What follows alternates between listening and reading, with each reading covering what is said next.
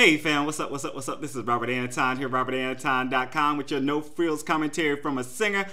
Alright, we had the quarterfinal live elimination part 2 tonight, and Team Ceelo and Team Adam had to let some folks go. So, let me tell you what happened. First off, I just want to say Tony Lucca and Juliet Simms hit #1 and #2 on the iTunes rock charts. Congratulations.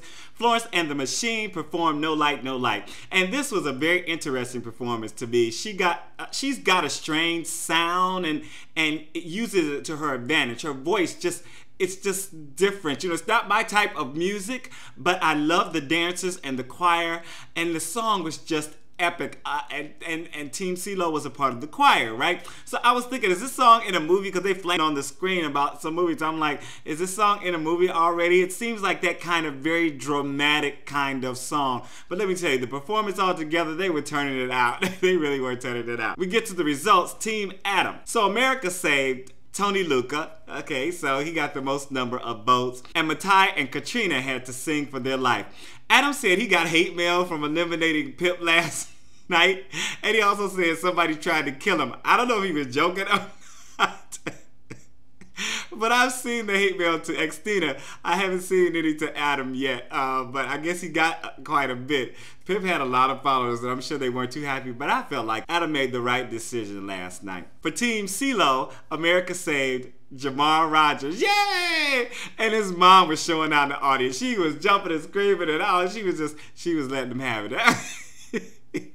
She was doing everything he could not do. He basically just fell out and started crying and stuff. So Cheesa and Juliet had to sing for their life. First up, Mathai sang Cowboy, Casanova by Carrie, Underwood. I think she was doing all she could on this song. It was a great song choice for her, I thought. But her voice, sometimes it seems like she was fighting with the band. Like, I don't know if... And she shouldn't have been. You know, that should have been, like I said, a producer kind of thing, and it should have been the mixer and the board, but it sounded like she was fighting with the band here and there, and like she was trying to sing up a little. I thought she brought a lot of good grit to it, and I thought she sounded almost as good as she did in her audition. Katrina Parker did Perfect by Pink, and she seemed like she came to give the message tonight. I mean, she was preaching this song to the people. I like that she was directing it to the whole audience, you know, when she was just giving it to them and telling people, you know, don't let anybody think that you're less than perfect. I mean, she was really, I was moved. I felt like at point she was talking to me, telling me, you know, just trying to lift me up, and that really just sealed the deal for me, okay? For me personally. I thought it was a really good performance. Blake said, though Tony got America's vote, Katrina is the best singer on Adam's team. Katrina agreed. So Adam saved Katrina, and all the judges naturally agreed. Mathai goes home. Cheesa was up next to perform with Already Gone, Kelly Clarkson.